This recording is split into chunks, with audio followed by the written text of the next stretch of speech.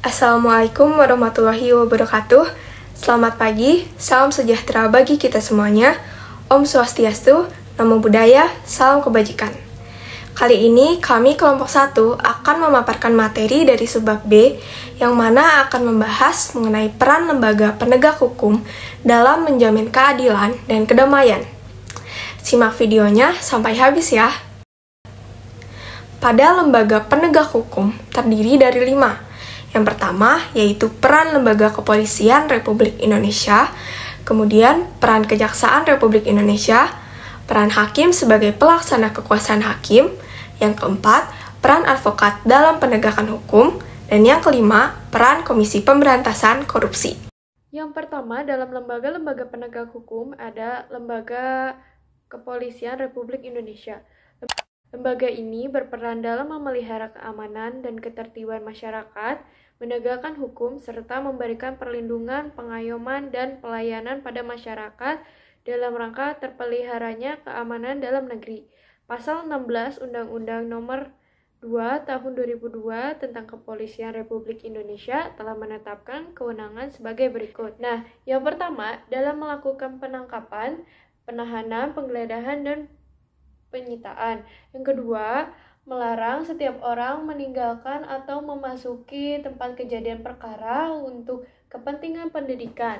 Yang ketiga, membawa dan menghadapkan kepada penyidik dalam rangka penyidikan. Yang keempat, menyuruh berhenti orang yang dicurigai dan menanyakan serta memeriksa tanda pengenal diri. Yang kelima, ada melakukan pemeriksaan dan penyitaan surat. Yang keenam, memanggil orang untuk didengar dan diperiksa sebagai tersangka atau saksi. Yang ketujuh, mendatangkan orang ahli yang diperlukan dalam hubungannya dengan pemeriksaan perkara. Yang kedelapan, mengadakan penghentian penyidikan. Yang kesembilan, menyerahkan berkas perkara kepada penuntut umum. Yang 10, memberikan petunjuk dan bantuan penyelidikan. Yang ke-11, mengadakan tindakan lain menurut hukum yang bertanggung jawab. Kejaksaan Republik Indonesia adalah lembaga negara yang melaksanakan kekuasaan negara, khususnya di bidang penuntutan. Adapun yang menjadi tugas dan wewenang kejaksaan dikelompokkan menjadi 3 bidang. Yang pertama, di bidang pidana, yaitu melakukan penuntutan, melaksanakan penetapan hakim dan putusan pengadilan yang telah memperoleh kekuatan hukum tetap, melakukan pengawasan terhadap pelaksanaan putusan pidana bersyarat, selanjutnya melakukan penyidikan terhadap tindak pidana tertentu berdasarkan undang-undang, dan yang terakhir, melengkapi berkas perkara tertentu dan untuk itu dapat melakukan pemeriksaan tambahan sebelum dilimpahkan ke pengadilan yang dalam pelaksanaannya dikoordinasikan dengan penyidik. Selanjutnya ada peran Kejaksaan Republik Indonesia di bidang perdata dan tata usaha negara, yaitu kejaksaan dengan kuasa khusus dapat bertindak baik di dalam maupun di luar pengadilan untuk dan atas nama negara atau pemerintahan. Dan yang terakhir ada di bidang ketertiban dan ketentraman umum, yaitu peningkatan kesadaran hukum masyarakat, pengamanan kebijakan penegakan umum, pengawasan peredaran barang cetakan, pengawasan aliran kepercayaan yang dapat membahayakan masyarakat dan negara, pencegahan penyalahgunaan atau penodaan agama, penelitian dan pengembangan hukum, serta statistik kriminal. Selanjutnya, di sini saya akan membacakan yang ketiga, yaitu peran hakim sebagai pelaksanaan kekuasaan kehakiman. Hakim adalah pejabat peradilan negara yang diberi wewenang oleh undang-undang untuk mengadili. Nah, mengadili ini merupakan serangkaian tindakan hakim yang menerima, memeriksa, dan memutuskan sebuah perkara hukum berdasarkan asas bebas, jujur, dan tidak memihak di sebuah sidang pengadilan berdasarkan ketentuan perundang-undangan. Hakim tidak boleh dipengaruhi oleh kekuasaan-kekuasaan lain dalam memutuskan sebuah perkara, dan putusan tersebut jangan sampai memperkeruh masalah atau menimbulkan berbagai macam kontroversi bagi masyarakat ataupun praktisi hukum lainnya. Menurut ketentuan Undang-Undang Republik Indonesia Nomor 48 Tahun 2009 tentang kekuasaan kehakiman, hakim berdasarkan jenis lembaga peradilannya dapat dikelompokkan menjadi 3, yaitu A. Hakim dan Mahkamah Agung yang disebut dengan Hakim Agung, B. Hakim dan badan peradilan yang berada di bawah Hakim Agung, yaitu dalam lingkungan peradilan umum, lingkungan peradilan militer, lingkungan peradilan agama, lingkungan peradilan tata usaha negara, dan hakim pada pengadilan khusus yang berada dalam lingkungan peradilan tersebut. Serta C, hakim pada Mahkamah Konstitusi yang disebut dengan hakim konstitusi. Setiap hakim melaksanakan proses peradilan dilaksanakan di sebuah tempat yang dinamakan pengadilan. Dengan demikian, terdapat perbedaan antara konsep peradilan dengan pengadilan. Setiap hakim melaksanakan proses peradilan yang dilaksanakan di sebuah tempat yang dinamakan pengadilan. Terdapat perbedaan antara konsep peradilan dan pengadilan. Peradilan adalah sebuah proses dalam rangka menegakkan hukum dan keadilan. Secara garis besar, peradilan menunjuk pada proses mengadili perkara sesuai dengan kategori perkara yang diselesaikannya. Sedangkan pengadilan adalah tempat untuk mengadili perkara atau tempat melaksanakan proses peradilan guna menegakkan hukum.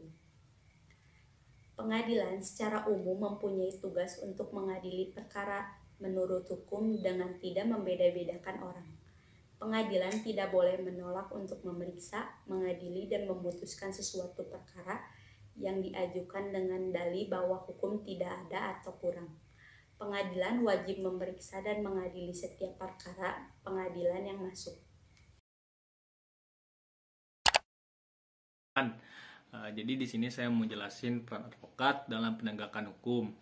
Untuk pengertiannya, advokat itu adalah orang yang berprofesi memberi jasa hukum baik di dalam maupun di luar pengadilan. Jasa hukum yang diberikan juga berupa memberikan konsultasi hukum, bantuan hukum, menjalankan kuasa, mewakili ataupun juga membela, atau bisa juga mendampingi dan melakukan tindakan hukum. Nah, keberadaan advokat juga sebagai salah satu penegak hukum diatur dalam Undang-Undang RI Nomor 18 Tahun 2003 tentang advokat. Nah, jadi jasa yang diberikan itu yang pertama kan konsultan hukum. Jadi konsultan hukum itu artinya orang yang bertindak memberikan nasihat atau melaksanakan tugas non litigasi dalam persidangan di muka pengadilan gitu. Seorang konsultan hukum juga gak boleh mewakili kliennya. Lalu yang kedua kan saya sebut kuasa hukum. Jadi jasa advokat sebagai kuasa hukum ini yaitu berprofesi bertugas sebagai pendampingan atau mewakili pihak yang berperkara di pengadilan. Kuasa hukum ini juga diwakili oleh advokat gitu. Nah kan oleh karena itu sesuai Undang-Undang RI Nomor 18 Tahun 2003, seorang advokat juga punya hak dan kewajiban yang dilindungi undang-undang gitu. Nah, untuk hak dan kewajibannya akan disebutkan oleh Rifki Rendra Fadilah. Dalam menjalankan tugasnya, advokat memiliki hak dan kewajiban. Hak-hak advokat antara lain, yang pertama, advokat bebas mengeluarkan pendapat atau pernyataan dalam membela perkara yang menjadi tanggung jawabnya dalam sidang, dengan tetap berpegang teguh pada kode etik dan peraturan perundang-undangan. Selanjutnya, advokat tidak dapat dituntut baik secara perdata maupun pidana dalam menjalankan tugas profesinya dengan itikat baik untuk kepentingan pembelaan klien dan dalam sidang pengadilan. Selanjutnya, advokat berhak memperoleh informasi, data, dan dokumen-dokumen lainnya yang berhubungan dengan kasus yang ia tangani dari pihak manapun yang berkaitan dengan kepentingan tersebut. Yang terakhir, hak advokat berhak atas kerahasiaan hubungannya dengan klien, termasuk perlindungan atas berkas dan dokumennya terhadap penyitaan atau pemeriksaan, dan perlindungan terhadap penyadapan atas komunikasi elektronik advokat. Sementara itu, kewajiban-kewajiban advokat antara lain, yang pertama, advokat dalam menjalankan tugasnya dilarang membedakan perlakuan terhadap klien berdasarkan jenis kelamin, ras, suku, ataupun yang lainnya. Selanjutnya, advokat wajib merahasiakan segala sesuatu yang diketahui atau diperoleh dari kliennya karena hubungan profesinya, kecuali ditentukan lain oleh undang-undang. Yang terakhir, advokat dilarang memegang jabatan lain yang bertentangan dengan kepentingan tugas dan martabat profesi. Komisi Pemberantasan Korupsi atau disebut dengan KPK adalah sebuah komisi yang dibentuk pada tahun 2003 berdasarkan Undang-Undang Republik Indonesia Nomor 30 Tahun 2002 tentang Komisi Pemberantasan Tindakan Pidana Korupsi. Tujuan pembentukan KPK adalah mengatasi, menanggulangi, dan memberantas korupsi. Untuk mencapai tujuan tersebut, KPK mempunyai tugas dan wewenang sebagai berikut. Tugas KPK yang pertama adalah mengkoordinasi dengan instansi yang berwenang melakukan pemberantasan tindak pidana korupsi. Yang kedua, supervisi terhadap instansi yang berwenang melakukan pemberantasan tindak pidana korupsi. Yang ketiga, melakukan penyelidikan, penyidikan, dan penuntutan terhadap tindak pidana korupsi. Yang keempat, melakukan tindakan-tindakan pencegahan tindakan pidana korupsi. Yang kelima, melakukan monitor terhadap penyelenggaraan pemerintahan negara. Ada juga wewenang KPK sebagai berikut. Yang pertama, mengkoordinasi penyelidikan, penyidikan, dan penuntutan tindak pidana korupsi. Yang kedua, menetapkan sistem pelaporan dalam kegiatan pemberantasan tindak pidana korupsi. Yang ketiga, meminta informasi tentang kegiatan pemberantasan tindak pidana korupsi kepada instansi terkait. Yang keempat, melaksanakan dengar pendapat atau pertemuan dengan instansi yang berwenang melakukan pemberantasan tindak pidana korupsi. Dan yang terakhir, meminta laporan instansi terkait pencegahan tindak pidana korupsi. Selanjutnya ada asas KPK.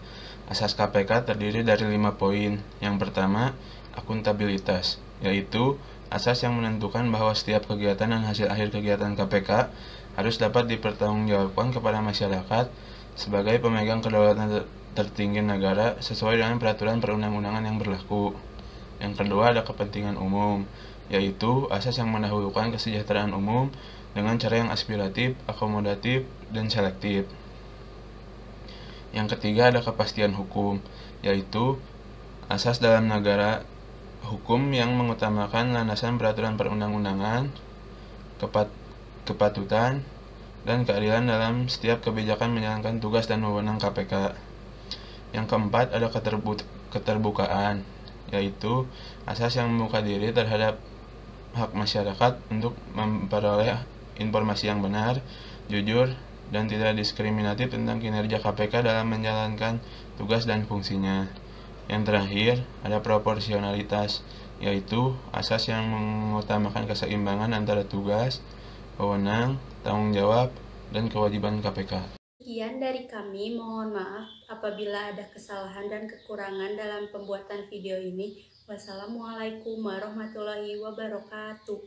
Terima kasih sudah menonton.